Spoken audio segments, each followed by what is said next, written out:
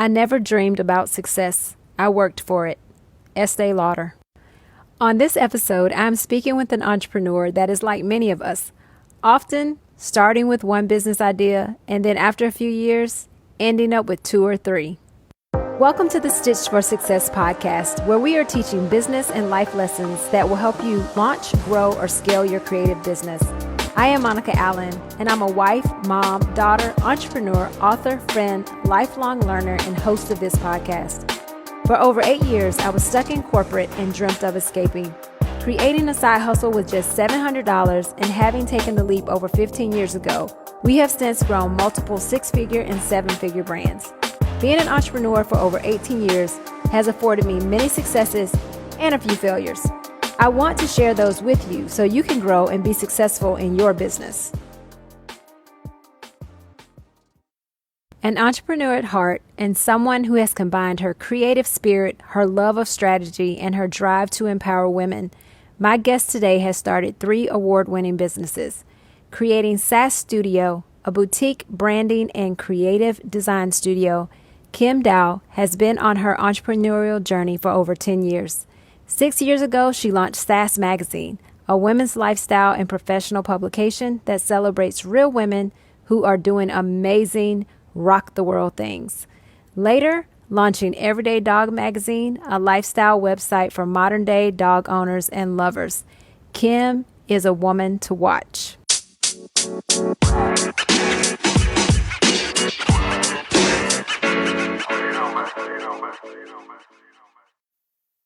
Welcome to the Stitch for Success podcast today, Kim. I'm so excited for our conversation. I'm excited to be here. So let's just jump right in. Why don't you tell us how you began your entrepreneurial journey? Sure. When I was in high school, I was interested in both math and art, and I didn't know which way I was going to go when I went to college, whether I was going to go the math route or the art route. And a lot of people wanted me to go the math route because a woman in math and STEM wanted to explore that. But there was something about art and the creative side that just kept drawing me to it. And when I was in college, I found graphic design, which for me was the melding of the two, the creativity side of the art and the problem-solving side of the math. So got my degree, started working as a graphic designer right out of college. And I got to a point where I felt like there was nowhere left for me to go in that company. And I kind of wanted to make my own path. I wanted to work with my own clients. I wanted to do things kind of in my own way. So over a decade ago, I started my own graphic design business before the age of 30 with a laptop, no clients, and just sitting on my couch with my dog staring at me. I just took the leap and was like, all right, I'm going to go for it. Several years, over a decade later, my branding and graphic design company is still going strong. We work with clients ranging from small startups to national associations and everything in between. So my branding and graphic design company has been going for over a decade now. And about 6 years ago, I had the idea to start a magazine. In our graphic design business, we were doing a lot of work for other publications, trade publications, regional magazines, and we loved doing the layout and the design side of things. On the other side, we were also working with a lot of women entrepreneurs and helping them to grow their brand and grow their businesses. And I myself, when I was starting my business, I had so many women mentors who helped me kind of along the way with business advice, work-life balance stuff, helped support me.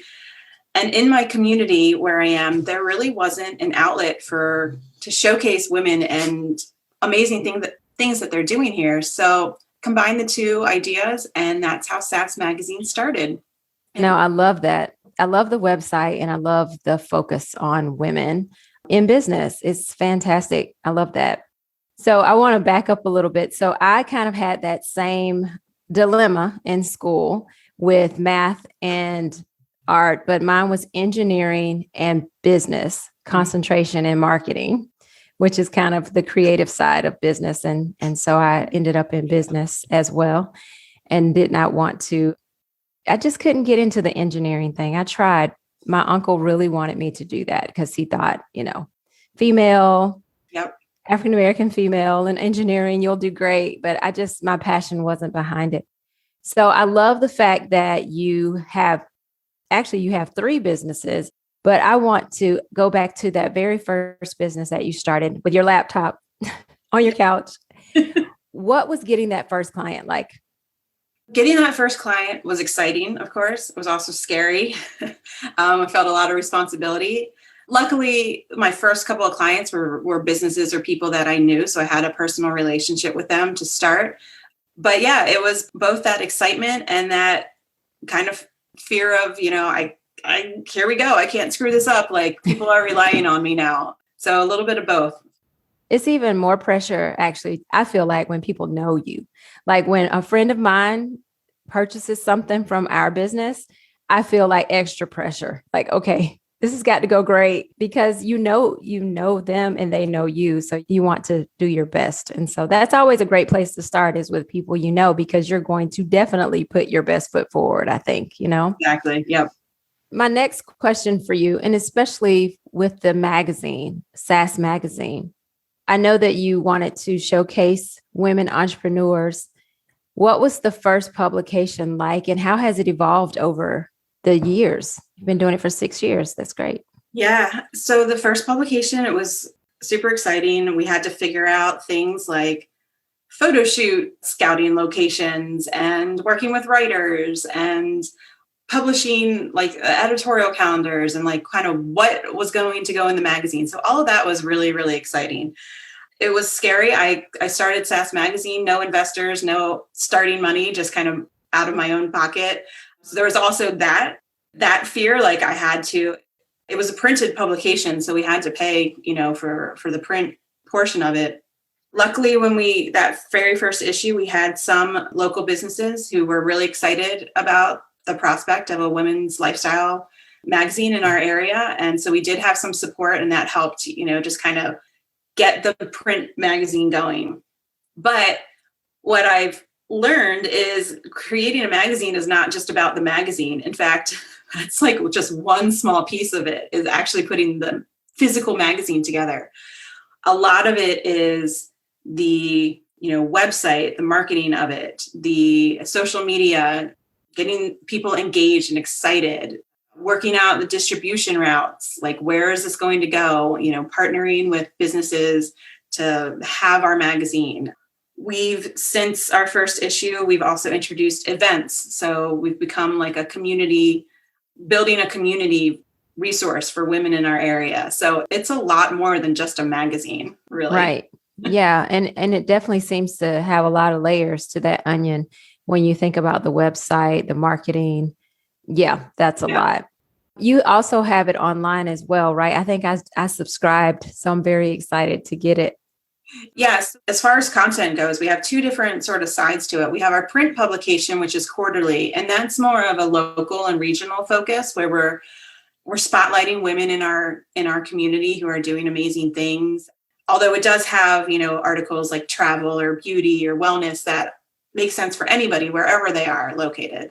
And that quarterly publication you can read it digitally as well. You can go to sassmagazine.com and click on the current issue and you can get the print issue. But on the other side, we have our website, which is completely different content where we're posting content almost daily. And that's for women all over the country. And we spotlight women wherever they are. So we have Women to Watch and Inspire and Power spotlights for women just doing amazing things all over the country. We have writers from all over, travel articles about going to places all over the country or even the world. It's kind of a little bit of focusing on our local and regional, and then really focusing on the larger geographic scope. And it's kind of neat that we get to focus on both really, really small and then really big. Yeah, that is neat. And then you appeal to many more people as well. So now, do you have a team helping you? Do you have team members, employees, or are you freelancing most of this? How are you handling getting this content out there? We have a really small team. We've always been, from the beginning, it's been a grassroots organization. We have myself, we have a senior designer who helps me with the design and layouts. And then we have a small team of contractors. So we have a magazine manager, a copy editor, a digital marketing person, and a digital content manager. Wow. And then we work with, photographers and writers, kind of contracting. We sort of match a writer or a photographer's style to the article or the tone that we're going for. Wow, that's really neat. And so now how are you juggling those two, your graphic design side of your business, the magazine? I know they're both creative, but they're also both have a deliverable at the end of the day. How are you juggling that? In all honesty, right, like today, not very well. We all have those days. It is. It's a hard juggle. It's a hard juggle because there's two different focuses. For our client and our creative work, that's very client focused, where we are doing outwardly work, whereas the magazine is more internal focused. That's what we're the client essentially. So it is a little bit of a mindset shift where you have to kind of go, okay, now I'm doing my own thing. I have to approach it a certain way. Now I'm doing switch gears. Now I'm doing client things and I have to approach it their way. It's a balancing act for sure. It does get a little hard when we're, getting ready to put out a magazine and we get really busy with client work, but we make it work somehow. So now, do you have two separate teams helping you where you have some people focusing on client work, or do you have them all just kind of doing it all? We do have kind of a team that is focused on the magazine and then a small team that's focused on client work, although some of the team members who focus on client work also work on the magazine. So there is that overlap. So it's not completely separated at all. In fact, my goal is to get it to be more of a cohesive. Basically, we want to be known as the go-to point for women entrepreneurs. So whether you need help growing your business with branding and design, or you need PR and outreach with content and stories, or you're looking for a place to market and advertise, we're really working on kind of making it more of a holistic kind of hub. For women. That's fantastic. Yep. That's really good. So you're running. We haven't even talked about your third business that you have. What's that? Tell us about that business. So the third business is another publication. It's all digital. It's a dog publication for dog owners and dog lovers. It's called Everyday Dog Magazine. So we publish content to that, not quite as often as we do for Sass. And to be honest, I've had to put that business a little bit on hold because we've been trying, especially during COVID and quarantine, we really were trying to ramp up our digital presence for Sass Magazine. So that's kind of been the focus for the past year. But Everyday Dog has great articles, great content for dog lovers, dog moms. So definitely check that out too. Yeah, we definitely will. That's absolutely wonderful. So now I know you have all of these businesses that you're doing. And I know there are many, many challenges to entrepreneurship, but what is one of the biggest challenges that you've had to face over the past decade? Over the past decade, I would say one of the biggest challenges for me has been hiring staff. And our business it's fluctuated with however many people. At one point, I think we had up to 6 people, and we've gone from having 2 to 6 people. So it's always been very, very small. But for me, I feel a huge responsibility for my staff members. So sometimes that gets really hard. And I would say one of the hardest things that I had to do was to let a staff member go when the business just wasn't there. I tried to sustain it as much as I could. That I think is one of the hardest, is the hiring process, bringing people on, and the responsibility of keeping the workflow going so that they have something to do, so that I'm responsible for these people's jobs and essentially their livelihood. So it's a huge responsibility as a business owner. It is. And I think that weighs on all of us. Yeah. Quite especially a bit. This past year with everything that's been happening. Yes. Oh gosh, that just brings up so many thoughts in my brain, because I literally have gone through, just having to let someone go because they aren't doing their job well. Mm-hmm. That's no fun. Having to let people go because the money's not there to sustain. That's very difficult. And we took on a lot of debt to keep our team usually we are slower during the summer. So during the summer, we take on debt and then we pay off most of it during the busier months, but sometimes we didn't get it all paid off. So eventually it began to snowball. Yep. And we found like, this isn't working.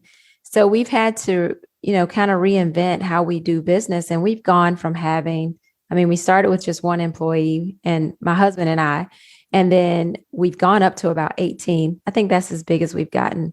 And right now we've landed at about 8, which on one hand is good. On the other hand, we do need more hands on deck because my husband and I are doing a lot of the day to day. And we have other businesses that we run outside of that. So it's definitely a juggle and definitely a challenge. And I feel like that's something that every single entrepreneur has to deal with is the hiring, and finding the right people is so difficult. Yeah, it's really difficult. Yes. So that's an ongoing challenge. And I would say the other hard thing in the past decade is just finding that balance. Especially, you can relate having multiple businesses. Having one business is a lot in itself. Trying to juggle multiple businesses and then also trying to juggle your personal life and not be working all the time. And as entrepreneurs, for better or for worse, there's no off switch for us. Like there's always something that we're thinking about that has to do with our business. So there's definitely that balance, kind of working towards that balance, which I guess there's not really any such thing as balance, but maybe more like a blend. Yes, I agree with you. I woke up this morning thinking about something I needed to do, and I had to make myself put my phone down and not let that be the first thing that I do, because it's always something going on in our brains for sure. Yep. So if you could go back and tell your younger self something when you started your business, what would you tell them at this point? I would tell them, keep going. And even though I don't have a business degree, I've been figuring things out as I go. I'm a good problem solver, and just to trust my instincts. So that would be first and foremost. Secondly, I would say, don't be afraid to ask for help, because that's a good one. Yeah, it's a lot. And sometimes as business owners or entrepreneurs, it's hard to ask for help sometimes, a lot of the times, to be honest. Yeah. And that's a lesson, that's something that I still work on. And I have to remind myself, it's okay to ask people for help, whether that's staff, bringing in somebody to help you do the work, or asking your significant other to make dinner because you have to work late that day, or asking your friends, I'm sorry, I can't meet up because I have this client deadline that came up, like things like that. Or asking my friends, say, I need to not think about work. Can we go out and just go out for dinner? Or asking other entrepreneurs for help too, relying on a network for suggestions for vendors, or even just talking about things that we go through on a daily basis, just asking for help. Yeah, I think that's so important. And I'm not good at that. I'll just say that I'm not always good at asking for help. And sometimes even if I'm talking through something, I don't even necessarily want help. I just kind of want to vent about it. Mm-hmm. But yeah, I'm not very good at that. But I do think it's important. And a few episodes back last year, I really encourage people to have a mentor or have a coach, because you need a sounding board. You need someone other than just yourself. Yep. And even though my husband and I work together, I also sometimes need someone other than him, because we sometimes see things the same, but sometimes I need a different perspective. Yep, exactly. It's really important to have a sounding board. So what do you love most about being an entrepreneur? I love being able to strategize and come up with ideas and then just do them without having to go through a chain of command or approvals, but just coming up with those ideas and saying, you know what, we're going to run with this. Here's what we're going to do, and seeing what happens. I love the problem solving side of being an entrepreneur. When I just was hiring 2 new people last week. So I was doing a lot of onboarding stuff, and I was creating some videos, and I was jotting down some of the things that I have been doing that will now be part of their jobs. And I realized, I was like, I really know how to do a lot of stuff because I've had to figure it out along the way, because I I had to figure it out along the way, basically, or else I wouldn't have been able to run my business. So I love that problem solving aspect of being an entrepreneur and knowing, having to learn, always be learning new things, new ways of doing things. So I think it's those two parts that I love the most. Yeah, I love the strategic part as well. I think that is why in our store, sometimes I'll have people come through and they're just getting started in their business. And I'm just like all into it because I want to know who's your demographic? What are you doing? How are you reaching them? Yep. Because I love that strategy behind it. I always want to know, like, what are your thoughts? How are you getting out there in the market?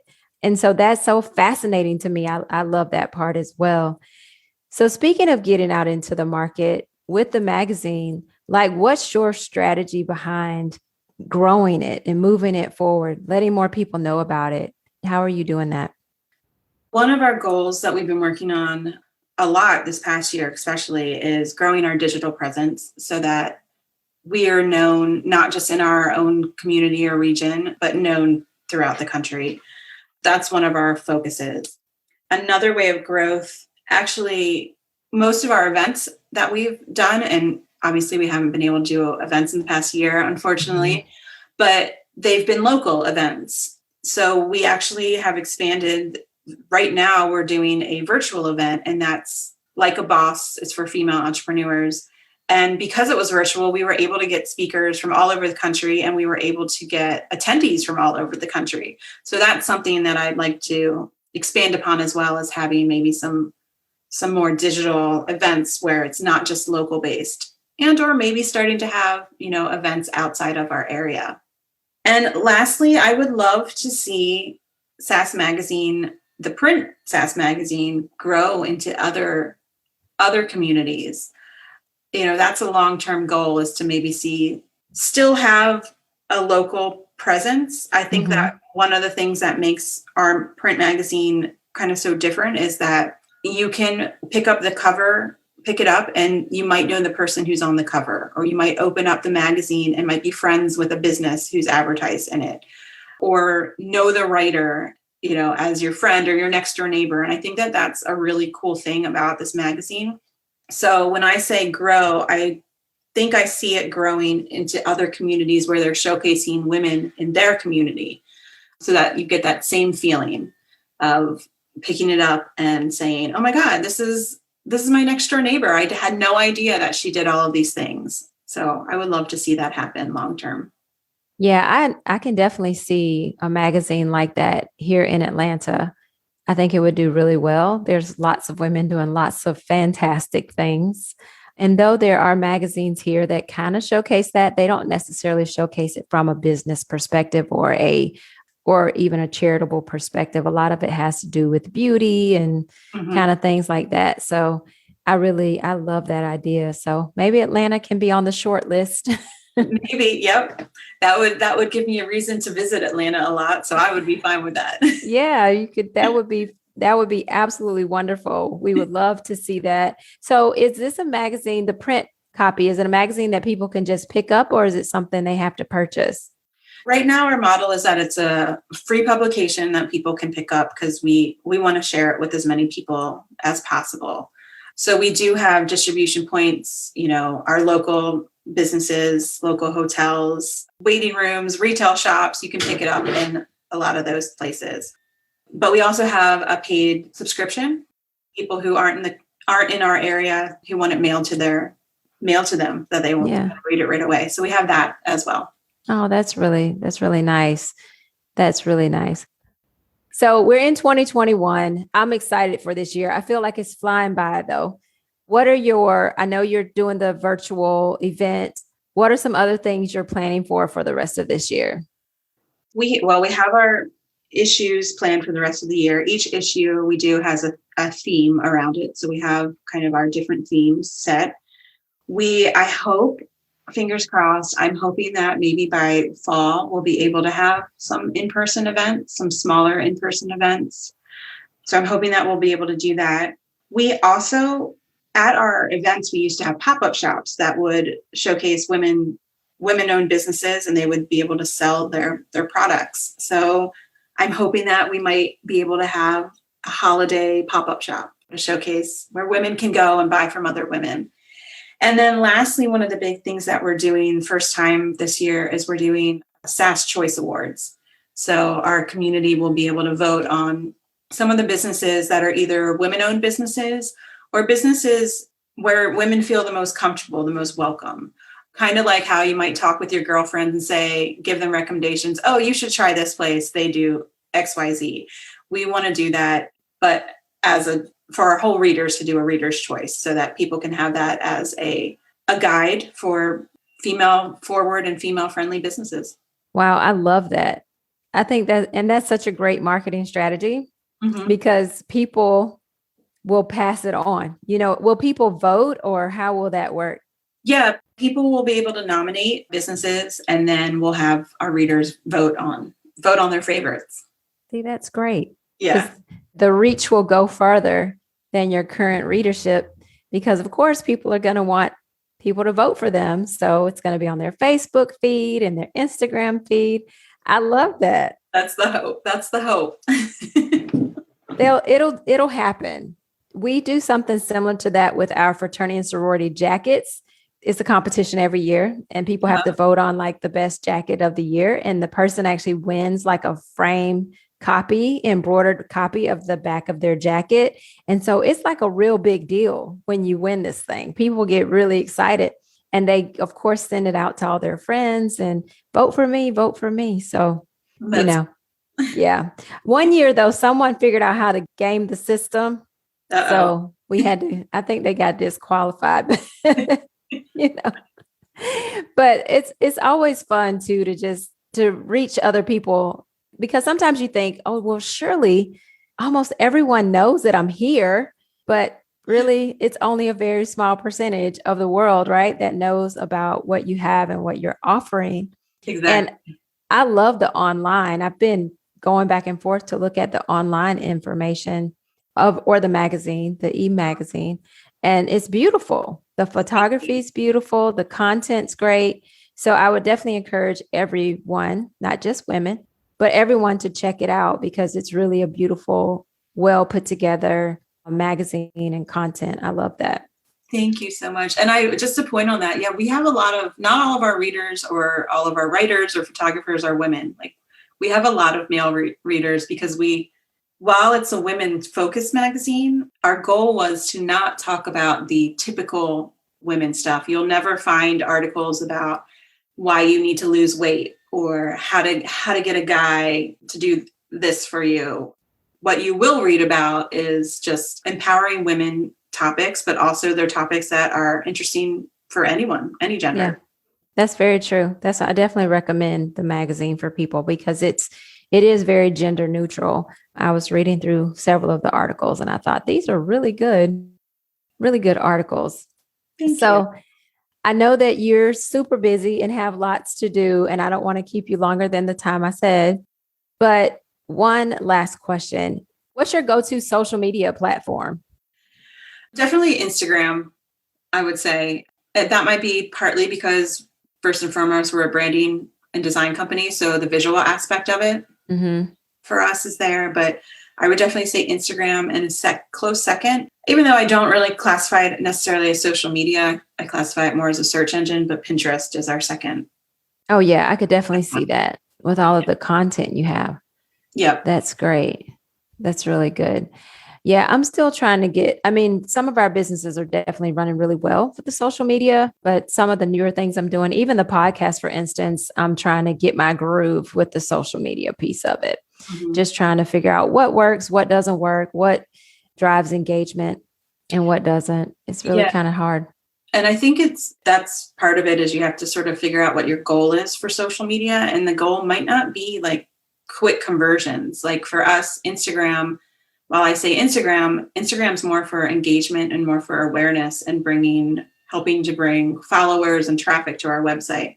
Same with Pinterest. Pinterest, our goal is to just bring traffic to the website and awareness. In regards to like sales, I would say Facebook is probably like where we have most of our conversions. And that's mostly with our event registration, creating Facebook events. Facebook event pages. So we kind of have figured out like which social media platform we use for what. And there's different people that we're talking to in different ways on each of our platforms as well.